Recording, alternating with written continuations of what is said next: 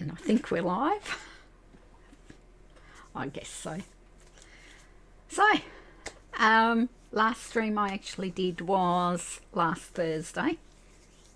And, you know, talked about what life was like with what we went through with the bank, and, you know, how the emotions do get on top of you.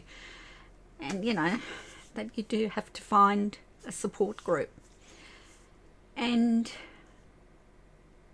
I think I mentioned it in that video or the video the day before that I'm probably not going to renew my practicing certificate. I'll just pull that down a little bit just to make it easier to hear me so I don't have to shout. And, you know, I talked about, you know, how I'm going to try doing other things. And I thought long and hard about, was I going to keep trying to be a lawyer and work as a lawyer, and, you know, what do I want to do? And I threw caution to the wind a little bit with what I was doing, because as a lawyer, you've got responsibilities to the court, the profession, and to the client. And that's about the order that these responsibilities seem to fall, which to me, I would have always thought, you know, doing the right thing by your client. Let me just stop that from the endless bleeding that it does.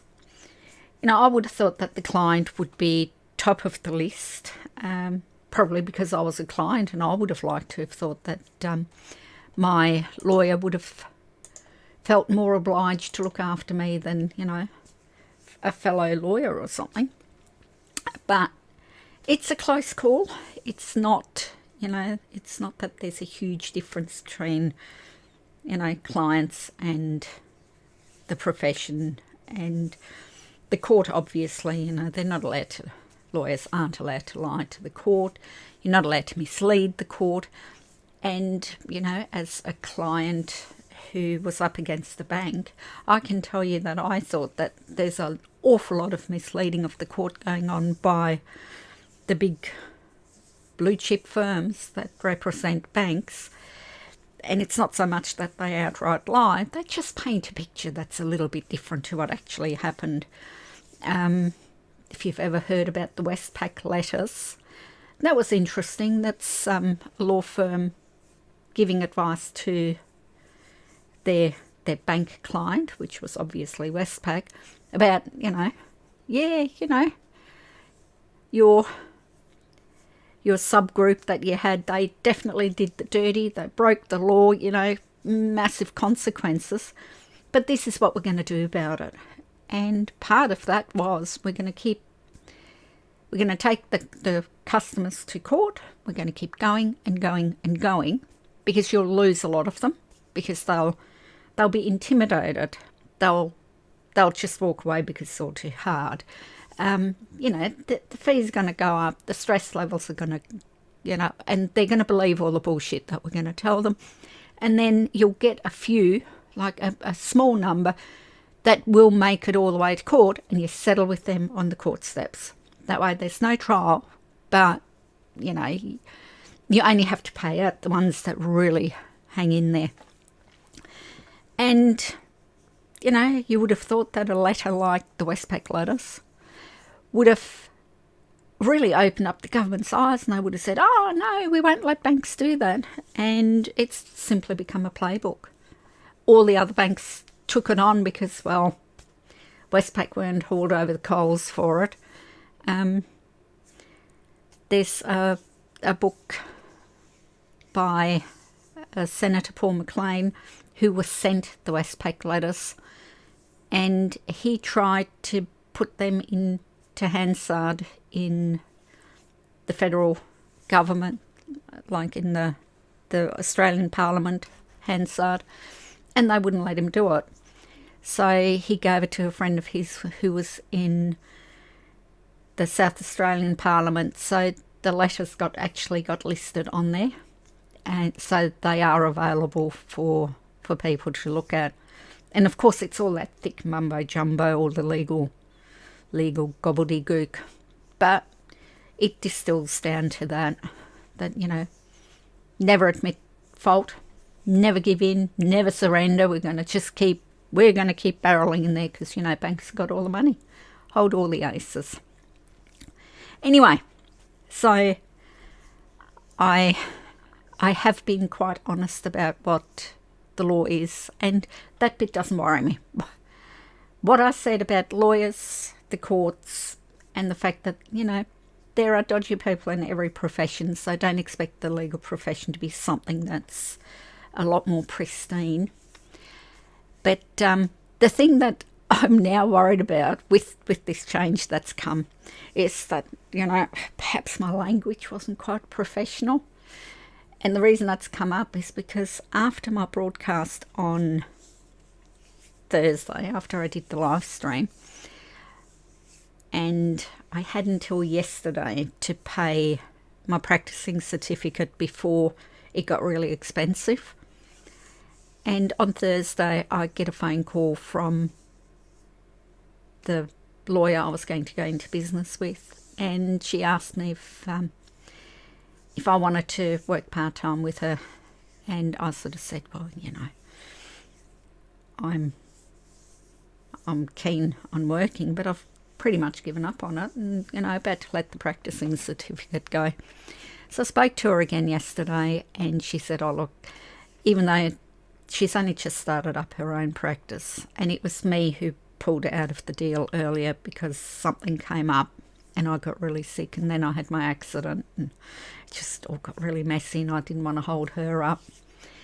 So at the moment she doesn't have something for me, but there's another plan that we've got in place. So I've taken on I've paid for my practicing certificate, so at least I've got it.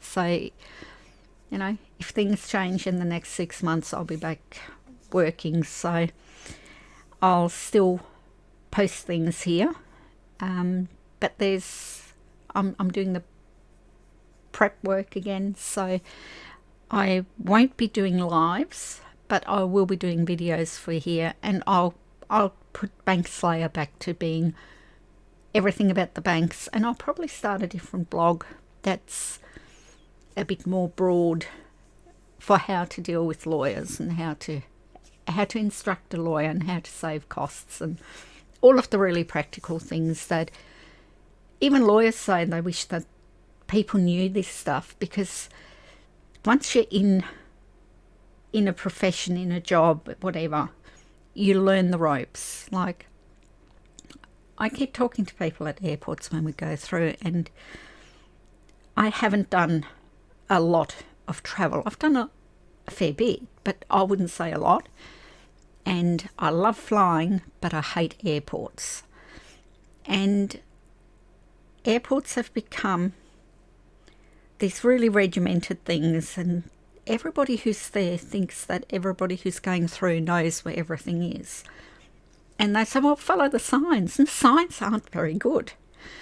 And I mean, at one airport, there were a bunch of us, and we all needed to figure out where we were going. And by the 7th time that everything flicked past, everybody said, look, we're just going to have to pick on a line, and we're going to read it out for everyone. And that's what we did, because it just went through too quickly, and there were so many flights. I mean, it was a big airport, but it just didn't stay there long enough to actually read through, find your flight number and which gate it was. So you'd find the flight, and then you wouldn't find the gate, and you wouldn't find, all the other information that you needed.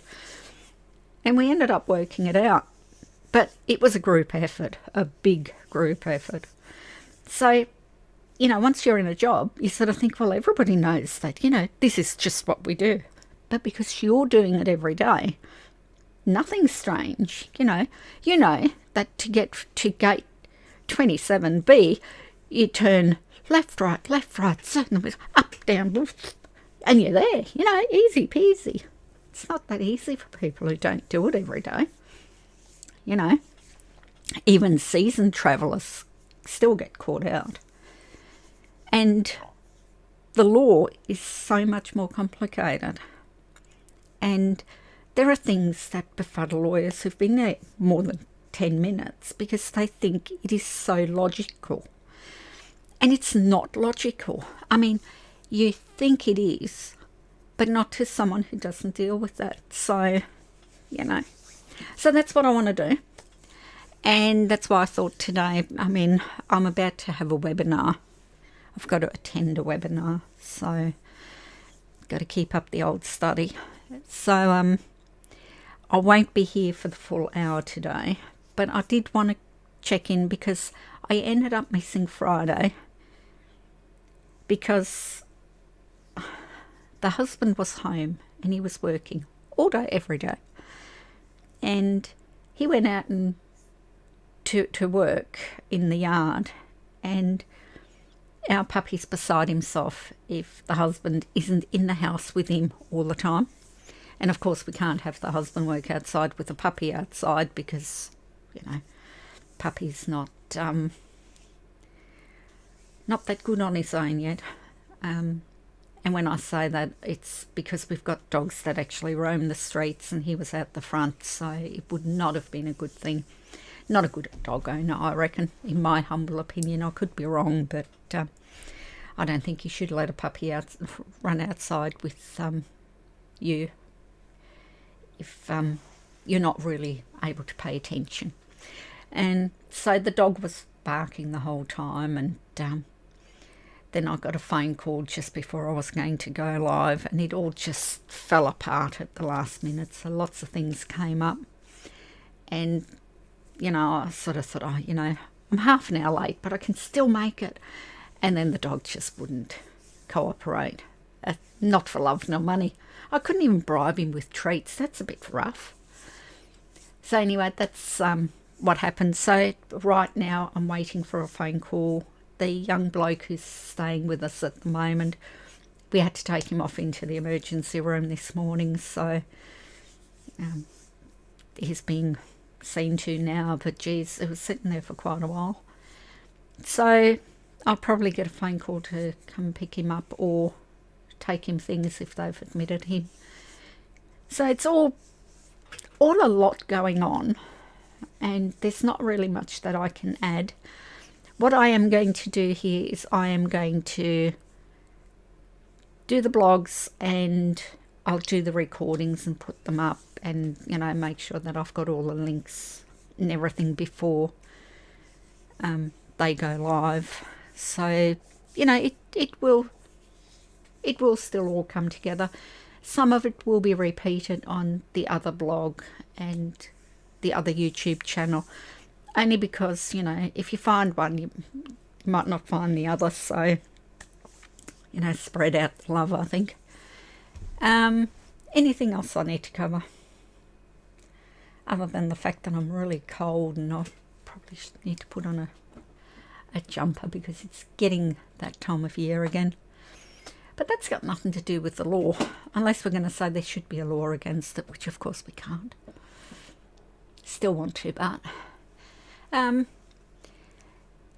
other than that, there's nothing that's really come up strikingly about the law. It's all a bit difficult, really, to just do it live. So yeah, at least if I record it beforehand, I can edit it a lot better than I can live. Like, I've come up with a couple of really cool videos, like, you know, 3 things that you can do to help you survive this, you know, and then just I'll go through the 3 things you can do. I've got a couple of really cool ideas for getting the information out to people who need it, and you know, we'll see how we go. I am going to leave it at that, I think. Let me see what's happened here. Oh, what's happening? There's not much happening here.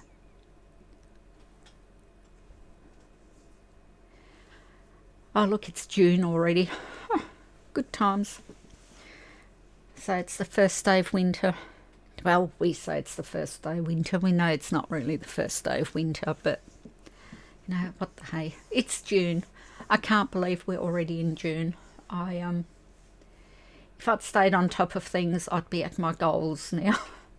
But life happened. So anyway, I'm going to leave it at that. I will be putting up my own videos. I'll talk about some of the videos that are out there about the banks. Because this is the Bank Slayer channel, I think it makes a lot of sense to have it just about the banks. And, you know, make the other stuff searchable. So I shall see you around. I will do a few lives. Not too many though on this one, I don't think. I think it's all about, you know, working it all out, getting it all pretty much spot on. So I shall leave it at that. I'm going to catch you around and put up some really good videos for you guys. Now that I've seen what it's like to go live, yeah, it's all a bit of practice, and we'll get this stuff together. Anyway, catch ya. Have fun.